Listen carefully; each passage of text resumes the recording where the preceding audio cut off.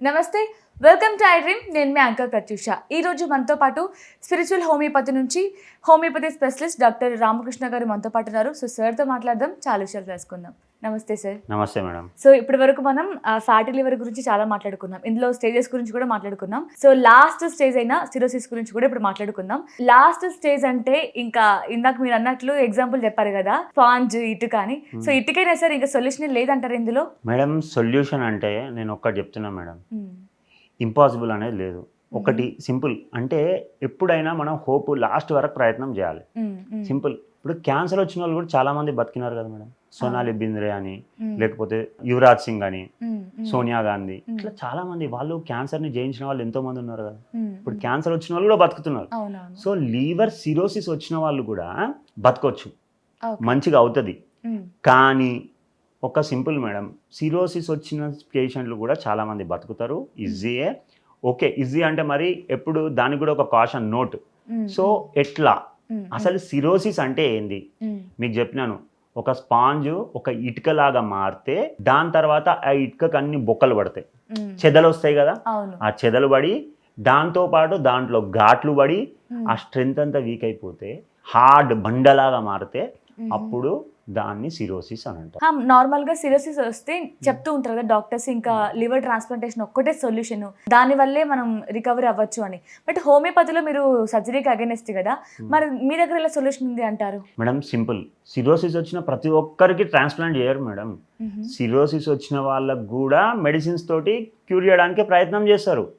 ఇంకా లాస్ట్ అన్ని విధాల పోయినాక అసలు సిరోసిస్లో కూడా worst face 90% of the Lever damage అయినప్పుడు ఏమవుతుంది, వాళ్ళు ట్రాన్స్ప్లాంటేషన్కి వెళ్తారు. సిరోసిస్లో ఉన్న వాళ్ళు ప్రతి ఒక్కరు ట్రాన్స్ప్లాంట్కి వెళ్ళరు. ప్రతి ఒక్కరు సిరోసిస్లో ట్రాన్స్ప్లాంట్కి వెళ్ళాలంటే లీవర్ దొరకాలి కదా మేడం. వాళ్ళ ఇంట్లో ఫ్యామిలీ మెంబర్స్ అయినా కానీ కంపాటబిలిటీ అనేది ఉండాలి. సో ఇంకొకటి, ఎప్పుడైనా కానీ శరీరంలో ఒక ఫారెన్ బాడీ వచ్చి, అంటే మనది కానీ లివర్ వేరే లివర్ తెచ్చిపెట్టినా కానీ సక్సెస్ రేట్ అనేది కొంచెం అంత సక్సెస్ఫుల్గా ఉండదు. ఉండదు అని అంటే ఉంటుంది, కాకపోతే అంత సక్సెస్ఫుల్గా ఉండదు. సో ఇప్పుడు ఈ సిరోసిస్ వచ్చినప్పుడు కూడా మెడిసిన్ తీసుకొని చేంజెస్, ఆహారపు అలవాట్లలో చేంజెస్ చేసుకొని, ఫిజికల్ యాక్టివిటీ పెంచుకొని, మందు తాగడం మానేసి, స్ట్రెస్ తీసుకోవడం తగ్గించేసి, దాంతోపాటు ఎక్సర్సైజు, డైట్, ఇవన్నీ అంటే అష్టదిగ్బంధనం అంటారు, ఐడియా ఉందా? మందులు తీసుకోవాలి, ఫిజికల్ యాక్టివిటీ పెంచాలి, యోగా చేయాలి, డైట్ ఇంప్రూవ్ చేసుకోవాలి. అన్నిటికంటే ముఖ్యం స్ట్రెస్ తగ్గించుకోవాలి. స్ట్రెస్ అని అంటే ఇప్పుడు ఫర్ ఎగ్జాంపుల్ మీకు ₹1 కోటి అప్పు ఉంది, ఒక భూమి ఉంది. ఈ ₹1 కోటి ఎట్లా అని పరేషాన్ అయ్యే బదులు ఆ భూమి అమ్మేసేయండి, ఆ అప్పు తీర్చేసేయండి, బేఫికర్ ఉండండి. కానీ ఆ హెల్త్ ప్రాబ్లం వచ్చిందంటేనే ఉన్న స్ట్రెస్ కాస్త డబుల్ త్రిబుల్ అవుతుంది. మరి దాన్ని ఎలా కంట్రోల్ చేసుకుంటాం సార్? ఆల్రెడీ నేను హెల్తీగా లేను, నేను 4th స్టేజ్ లో ఉన్నాను అంటే స్ట్రెస్ లేకుండా ఉండదు కదా. మస్తు అడిగినారు మేడం, మంచి క్వశ్చన్ అడిగినారు. స్ట్రెస్ తీసుకొని ఉంటాడు. ఇప్పుడు స్ట్రెస్ అనేది ఒక ప్రాబ్లం, దానికి కూడా సొల్యూషన్ ఉంటుంది. ఇప్పుడు మేడం మీకు ఎప్పుడైనా తలనొప్పి వచ్చింది, చికాకు వచ్చింది, అరే ఫ్రెండ్ వస్తాడు, అరే ఇంటికి బయటికి పోదాం పారా అని అంటాడు. పోయి మంచిగా ఏం చేస్తాడు, సినిమాకి పోతారు మంచిగా, లేకపోతే ఎక్కడన్నా పోతారు, టూర్కి పోతారు. టూర్కి పోయి ఏం చేస్తారు, అక్కడ కొండ మీద ఉండి మంచిగా పాటలు పెట్టుకొని డ్యాన్స్ చేసి ఎగురుతారు. స్ట్రెస్ తగ్గుతుంది తగ్గదు. ఇప్పుడు మీరు ఏ విధంగా మీకు ఎందువల్ల స్ట్రెస్ వచ్చింది, ఓకే, ఆ స్ట్రెస్ని తగ్గించుకోండి. మంచి పాటలు వినండి, నచ్చిన వాళ్ళతో టైం స్పెండ్ చేయండి, తర్వాత మీకు నచ్చిన పని చేయండి. ఇంకొకటి, వర్క్ ప్లేస్లో స్ట్రెస్ వస్తుంది అనుకోండి, ఆ జాబ్ కూడా వదిలేసేయండి, నేను ఏమంటున్నా. లేకపోతే ఇంట్లో ఏదో గొడవ ఉంది, అత్త కొడల్లో గొడవ ఉంది, దూరం వెళ్ళిపోండి, సింపుల్. లేకపోతే ఏదో ఒకటి ప్రాబ్లం ఉంది మీకు, ఆ ల్యాండ్ గురించి ఎగ్జాంపుల్ చెప్పిన, దాని నుంచి దూరం వెళ్ళిపోండి. ఆ స్ట్రెస్ని తగ్గించేసుకోండి, ఆటోమేటిక్గా మీకు స్ట్రెస్ తగ్గుతుంది. ఇంకొకటి, ఎక్సర్సైజ్ చేస్తారు, యోగా చేస్తారు, ప్రాణాయామ చేస్తారు, కపాలపాతి చేస్తారు, భ్రామరీ ప్రాణాయామ చేస్తారు. ఇవన్నీ చేయడం వల్ల మీకు ఏమవుతుంది, ఆటోమేటిక్గా స్ట్రెస్ తగ్గుతుంది. దీనివల్ల స్ట్రెస్ ఎందుకు తగ్గుతుంది సార్ అంటే, మనం ఎప్పుడైతే ప్రాణాయామ చేస్తామో బ్లడ్ సప్లై అనేది బ్రెయిన్కి మంచిగా పెరుగుతుంది. ఆటోమేటిక్గా బ్రెయిన్ ఏం చేస్తుంది, హ్యాపీ హార్మోన్స్ రిలీజ్ చేస్తుంది. ఆక్సిటోసిన్ అని, డోపమైన్ అని, ఎండార్ఫిన్స్ అని, సెరటోనిన్ అని. సో ఆటోమేటిక్గా మళ్ళీ మీకు ఏమవుతుంది, స్ట్రెస్ తగ్గిపోతుంది. ఇంకొకటి, కొన్ని స్ట్రెస్ తగ్గించే ఫుడ్స్ కూడా ఉంటాయండి. అవకాడో ఉంటుంది, అది తీసుకుంటే కొంచెం స్ట్రెస్ తగ్గుతుంది. ఇంకొకటి బాదాం ఉంటుంది, బాదాంలో ట్రిప్టోఫాన్ అని ఉంటుంది, అది తీసుకుంటే స్ట్రెస్ తగ్గుతుంది. ఇప్పుడు పిస్తా ఉంటుంది, దాంట్లో సెలీనియం అని ఉంటుంది, తీసుకుంటే స్ట్రెస్ తగ్గుతుంది. సో ఇట్లా స్ట్రెస్ తగ్గించుకొని ఒకరోజు పుదీనా వాటర్ తాగండి, ఒకరోజు తులసి వాటర్ తాగండి, ఒకరోజు కోకోనట్ వాటర్ తాగండి, ఒక రోజు జింజర్ గార్లిక్ వేసుకొని ఆ వాటర్ తాగండి. సో ఇలా డైట్లో కూడా మంచి చేంజెస్ చేసుకోండి. ఇంకొకటి ఈ స్పైసీ ఫుడ్స్ అన్ని తగ్గించేసేయండి, ప్రాసెస్డ్ ఫుడ్స్ తగ్గించేసేయండి, నచ్చిన వాళ్ళతో టైం స్పెండ్ చేయండి, మ్యూజిక్ వినండి, మంచి చిరంజీవి పాటలు, ఏఆర్ రెహమాన్ పాటలు, లేకపోతే అనిరుద్ పాటలు పెట్టుకొని, దేవిశ్రీ ప్రసాద్ పాటలు పెట్టుకొని మంచిగా వినండి, ఎంజాయ్ చేయండి. సరే ఆ స్ట్రెస్ పాజిటివ్, చుట్టూ అంతా పాజిటివ్ ఉండే వాళ్ళతో ఉండండి. ఇప్పుడు నేను ఒక మాట చెప్తాను మేడం, ఇప్పుడు ఒక మల్లెపూల తోట ఉంది, గార్డెనరు వాని దగ్గరికి వెళ్తే వాడి షర్ట్ వాడు ఇంటికి వచ్చేసినా కానీ మల్లెపూల వాసన వస్తుంది వాని షర్ట్కి. అలా పాజిటివ్ మైండ్ సెట్ ఉన్న పీపుల్ తోటి ఇప్పుడు దానివల్ల ఏమవుతుంది అంటే ఆటోమేటిక్గా మీలో కొత్త ఉత్తేజం వస్తుంది. సో ఆటోమేటిక్గా ఏమైపోతుంది, స్ట్రెస్ తగ్గిపోతుంది. సో ఆటోమేటిక్గా మళ్ళీ లివర్కి ఒక బ్రహ్మాండమైనది ఏంటి అని అంటే ఎక్స్ట్రాడినరీ లివర్ యొక్క ఏంటి అంటే దాన్ని ఏ ఆర్గన్ రీజనరేట్ కాదు. అర్థమైంది? ఇప్పుడు కిడ్నీ ఉంది, ఖరాబ్ అయింది అనుకోండి, కొత్తగా ఉత్పత్తి కాదు. మళ్ళీ లీవర్ ఖరాబ్ అయినా తనంతట తాను మళ్ళీ పునరుత్పత్తి అయిపోతుంది. రీజనరేటివ్ చేంజెస్ అని అంటారు కదా. సో మీరు ఇవన్నీ చేసుకుంటే లివర్ మళ్ళీ బ్యాక్ అంటే బ్రిక్ లాగా ఉన్న లివరు మళ్ళీ స్పాంజ్ లాగా వచ్చేస్తుంది. మళ్ళీ అంత హార్డ్ ఉన్న లివరు రీగెయిన్ అయిపోతుంది. అంటే ఆటోమేటిక్గా రీజనరేటివ్ అంటే దానికి లివర్కి ఒక బ్యూటీ ఏంది అని అంటే అదే ప్రాబ్లం ఉన్న దాన్ని అంతటా అది solution తెచ్చుకోగలదు.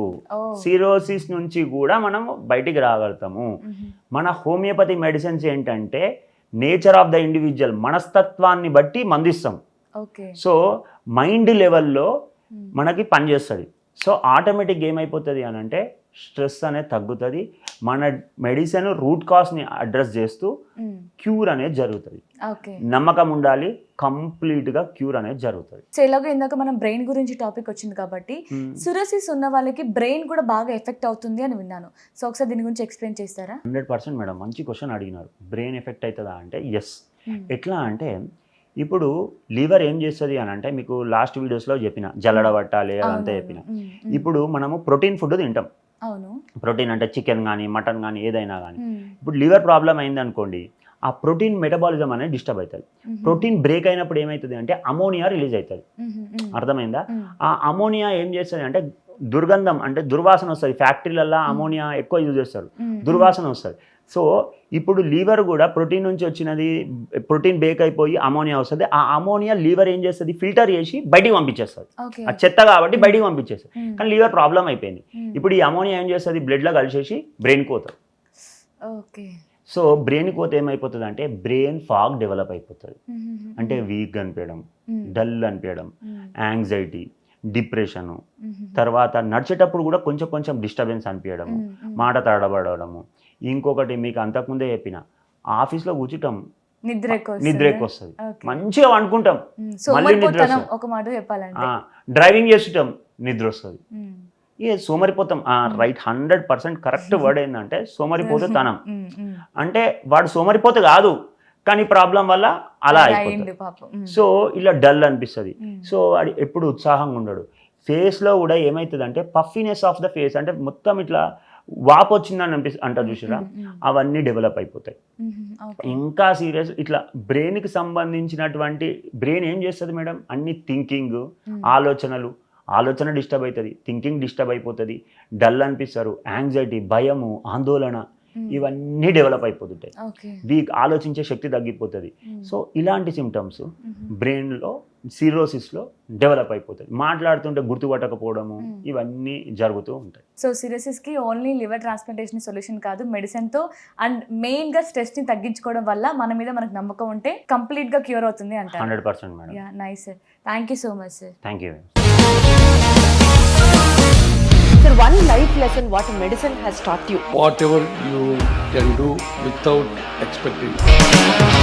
But I really believe మన పాజిటివ్ యాటిట్యూడ్ ఉంటేనే మనం ఏదైనా సాధించగలం. గట్ని మనం కరెక్ట్గా డీల్ చేసినట్లయితే అది మనకి పాజిటివ్ హార్మోన్స్ని రిలీజ్ చేస్తుంది. షుగర్ వచ్చిన వాళ్ళ పరిస్థితి ఏంటి? పొట్ట దగ్గర పెరిగితే దాన్ని ఆండ్రాయిడ్ అంటారు, ఆండ్రాయిడ్ ఫోన్ కదా. అసలు థాట్స్ ఎందుకు వస్తాయి? బ్రెయిన్ డెడ్ అంటే దానికి ప్రపంచం అంతా కూడా కొన్ని నిర్దిష్టమైనటువంటి లక్షణాలు. మానసికంగా ధైర్యంగా ఉంటే క్యాన్సర్ జయించవచ్చు. You are a doctor for a cause sir, అంతే. వాళ్ళకి వచ్చిన ఆదాయం కాకుండా ఫ్రీ సర్వీస్ ఎంతమందికో చేస్తారు.